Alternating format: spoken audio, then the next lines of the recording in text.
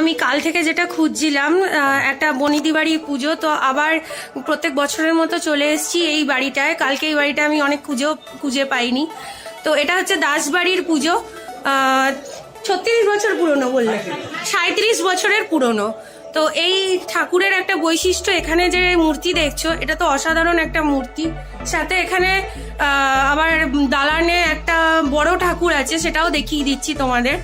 তো দেখতে থাকো আর বলো এই ঠাকুরটার সাজটাও কেমন লেগেছে। লাইক কমেন্ট সাবস্ক্রাইব অবশ্যই করবে। আর চন্দননগর আসতে গেলে পুরো ডিটেলস আমি ডেসক্রিপশন বক্সেও দিয়ে দেবো। এই ব্লগটায় দেখবার সময় আমি সবটা বলে দিচ্ছি তোমাদেরকে, কিভাবে তোমরা হাটখোলা ভুবনেশ্বরী তলায় আসবে।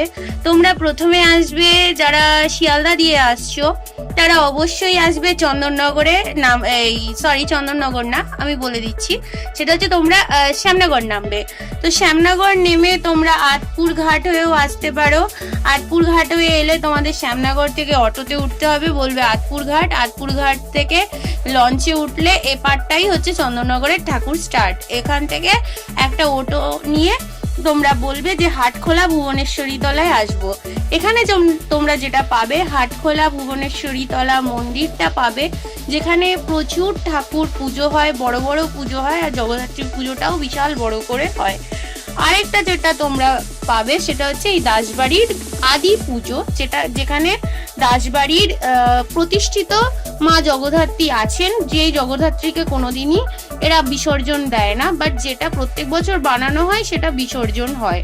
তো এখানে আসতে গেলে এটা বললাম শিয়ালদার রুট। এবার বলে দিচ্ছি হাওড়া থেকে যারা আসবে তারা কিভাবে আসবে। হাওড়া থেকে যারা আসছো, হাওড়া থেকে ডিরেক্ট চন্দননগর নামবে। চন্দননগর স্টেশন থেকে ডিরেক্ট অটো টোটো যাই আছে বলবে যে হাটখোলা ভুবনেশ্বরী তলায় যাব, তো ওরা নামিয়ে দেবে তোমাকে।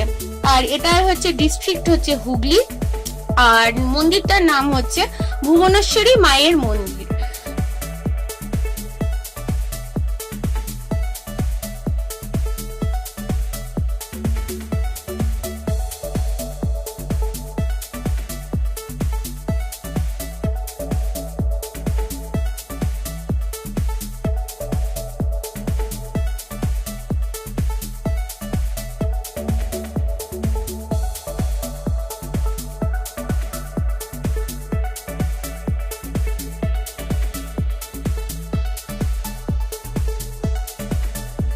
এবার যেটা তোমরা দেখো যে আমি যখন গেছিলাম ব্লগটা পুরো তুলেছি, ওদের সাথে এনজয় করেছি। খুব কোঅপারেটিভ ফ্যামিলি। যদি পুজো দিতে আসো আগে থেকে আমাকে একটু কনফার্মেশন দিও, আমি এই বাড়ির লোকের সাথে কথা বলিয়ে দেবো কিভাবে এদের পুজোর নিয়ম, এদের ষষ্ঠী থেকে পুজোর নিয়ম নাকি সপ্তমী থেকে নিয়ম, না অষ্টমী না নবমী, ইচ অ্যান্ড এভরি ডিটেলস তোমাদের জানিয়ে দেবো। এবং পুজোর আগে থেকেও যদি আসতে চাও কোনো ব্লগ তুলবার জন্য, বাড়ির ব্লগ যেটা একটা আলাদাই এনজয়মেন্ট হয় পুজো ঠাকুর বানানোর সময় থেকে, তো সেই রকম ব্লগ চাইলেও আমার দ্বারা তোমরা করতে পারো। অবশ্যই আসবে ব্লগার্সরা, তোমাদের জন্য ওয়েলকাম রইলো দাসবাড়ির তরফ থেকে, আমার চ্যানেলের তরফ থেকে, আমার স্টাইল অফ এজ ভ্যাগাবং, আমার ওয়েন্দ্রিলা চ্যানেলের তরফ থেকে তোমাদের সবাইকে স্বাগত জানাচ্ছি। দরকার হলে আমার সাথেও যদি আসতে চাও নেক্সট ইয়ার, অবশ্যই ওয়েলকাম রইলো সবাইকে।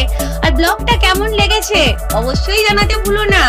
লাইক কমেন্ট সাবস্ক্রাইব প্লিজ করে দিও। লাইক কমেন্ট সাবস্ক্রাইব করতে তো টাকা লাগে না, এইটুকুন তো করতেই পারো বলো।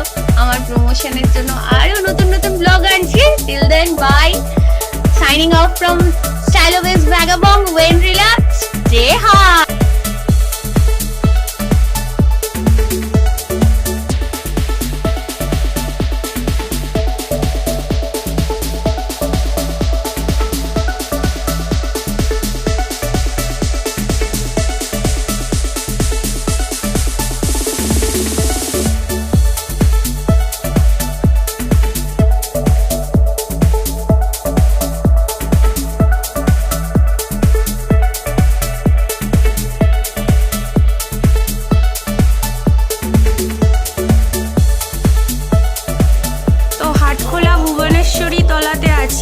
এটা খুব গলির ভিতরে, অনেকেই এই ঠাকুরটা চেনে না।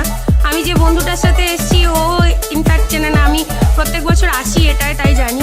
এটা একটা বাড়ির মন্দির, মানে প্রতিষ্ঠিত মন্দিরে এই ঠাকুরটা হয়। প্রচণ্ড মানে